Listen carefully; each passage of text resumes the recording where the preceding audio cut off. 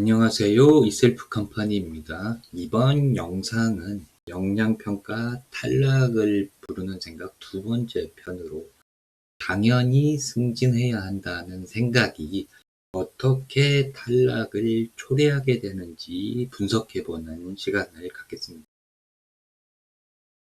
제가 역량평가 수업을 실제로 진행을 하다 보면 당연히 승진해야 된다 이렇게 생각을 하시는 경우가 정말 많습니다. 사무관 승진은 당연하다. 과장 승진은 당연하다. 당연히 승진해야 된다. 이렇게 생각을 하시는 경우가 많은데 사실 엄밀하고 냉철하게 따져보면 과장 승진, 사무관 승진이 당연한 것은 아닙니다. 그리고 당연히 승진해야 된다. 이렇게 생각을 하고 있으면 긴장도가 최대치가 됩니다. 그래서 역량평가에서 수행이 현저하게 떨어집니다. 사무관 승진은 당연하다 이렇게 생각하는 경우를 좀 분석적으로 따지고 들어가 보면 초등학교 졸업하면 중학교 가고 봄 다음에 여름 오고 이런 것처럼 너무나 당연하고 자연스럽게 6급에서 5급도 올라가야 되는 게 아니냐 이런 생각이신 경우가 많은데 사실 따지고 보면 당연한 것이 아닙니다. 왜냐하면 9급에서 8급, 8급에서 7급, 7급에서 6급 승진은 특별한 일 없이 큰 사고 없이 성실히 근무를 했다면 때 되면 자연스럽게 올라가는 것이 대부분 회사의 승진 시스템입니다. 그런데 여기서부터는 지금까지와 질적으로 완전히 다른 과정인 거죠. 6급에서 5급을 올라가는 것은 시스템적으로 집요하고 엄밀하게 따져서 그냥 성실히 살았다는 것만이 아니라 우수한 역량을 보유하고 있는 사람만 따져서 선별해서 인위적으로 올라가는 겁니다. 5급에서 4급 올라가고 과장 보직을 받고 이런 것도 다 똑같습니다. 그냥 자연스럽게 때 되면 되는 게 아니고 정말 이 사람은 우수한 인재인지 역량을 철저하게 따져서 인위적으로 선별을 하는 겁니다. 그러니까 초등학교 다음에 중학교, 2학년 다음에 3학년, 봄 다음에 여름 이런 것처럼 당연한 게 아닌 것이죠. 왜 이런 현상이 발생을 할 수밖에 없냐면 세상에 어떤 회사든지 일정 직급이 되면 승진 TO보다 승진 후보자가 많아집니다. 흔히 승진 적체 현상이라고도 하고 병목 현상이라고도 볼 수 있죠. 후보자는 많은데 올라갈 수 있는 TO는 별로 없는 겁니다. 그러니까 이 병목 현상을 어떤 식으로든지 다루기 위해서 후보자 모두가 올라갈 수는 없으니까 이 중간에 스크리닝 프로세스가 있는 거죠. 그래서 왜 이런 걸 만들어서 사람을 힘들게 하나 이렇게 마음을 먹고 생각을 하시는 경우도 있는데 역량평가만 없으면 그냥 쉽게 합격을 해서 승진이 됐을 텐데 이런 걸 만들어서 사람 힘들게 한다 이렇게 생각을 하시는 경우도 있는데 역량평가 없어진다고 구조적으로 승진 TO가 늘어나는 건 아닙니다. 이 구조적인 병목 현상은 그대로 있기 때문에 역량평가 대신에 어차피 다른 스크리닝 프로세스가 생기는 거지 역량평가가 없어진다고 해서 그냥 수월하게 5급 승진을 할 수 있게 되는 것은 아닙니다. 그리고 내가 아는 사람들은 다 승진했다. 그러니까 당연히 승진을 해야 된다. 이렇게 생각을 하시는 경우도 많거든요.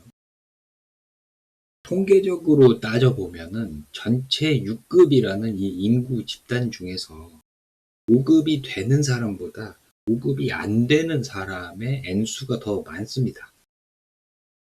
이거는 그 병목 현상 때문에 그럴 수밖에 없는 거예요. 당연히 이렇게밖에 나올 수 없는 겁니다. 내가 아는 사람들이라는 것은 통계적 개념의 모집단이 아닙니다. 내가 잘 들을 수 있는 소식, 내 귀에 잘 들리는 이야기들, 이런 것만 따질 게 아니고, 관찰 범위 밖에 있는 사람, 내가 잘 모르는 사람을 전수조사로 다 따져봐야, 전체 6급의 인구들을 다 따져봐야 정말로 다 승진을 했는지 아닌지 알 수가 있는 건데, 내가 아는 사람들이라는 것은 인지적으로 굉장히 편향된 샘플이죠. 그리고 내가 아는 사람들은 다 승진했다, 또 이렇게 느껴질 수밖에 없는 이유가, 안 된 사람은 조용히 있습니다. 그래서 존재감이 느껴지지 않습니다.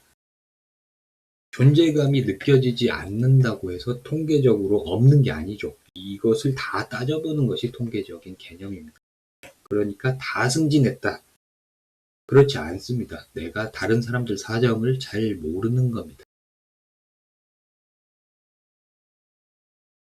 또 이렇게 말씀하시는 경우도 있어요.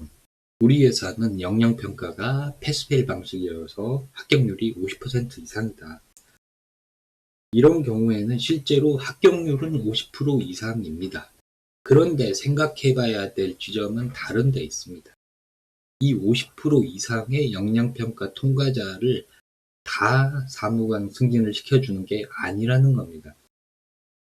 패스페일 방식으로 역량평가를 운영한다면 결국 다음 단계의 스크리닝 프로세스가 또 있습니다. 가장 많은 경우 예로 들 수 있는 것이 연공서열 같은 제도죠.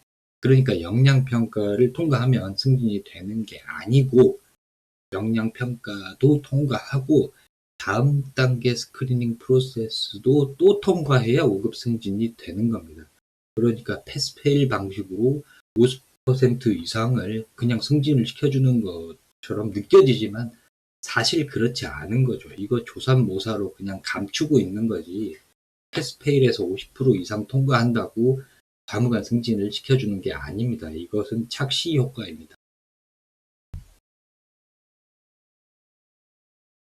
그래서 당연히 승진해야 된다, 이런 생각을 내려놓으시는 편이 좋고요.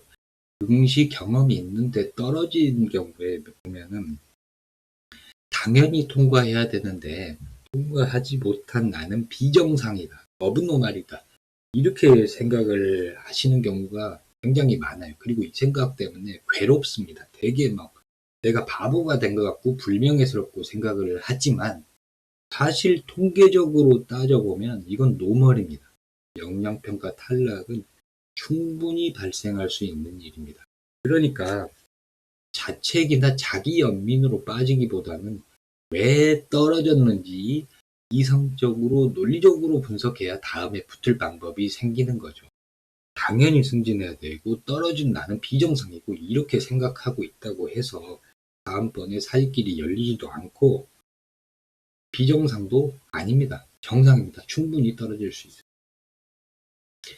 응시 경험이 없어서 처음 응시하시는 경우라면 당연히 승진을 해야 되고 떨어지기만 하면 정말 큰일이다, 이렇게 생각을 안 하시는 편이 낫습니다. 당연히 승진해야 된다는 생각은 그냥 내려놓는 편이 차라리 점수가 더 잘 나오고 붙을 확률이 더 높아집니다. 여기까지가 역량평가 탈락을 부르는 생각, 당연히 승진해야 한다는 생각에 대한 설명이었고요. 영상이 도움이 되셨다면 구독과 좋아요를 부탁드립니다.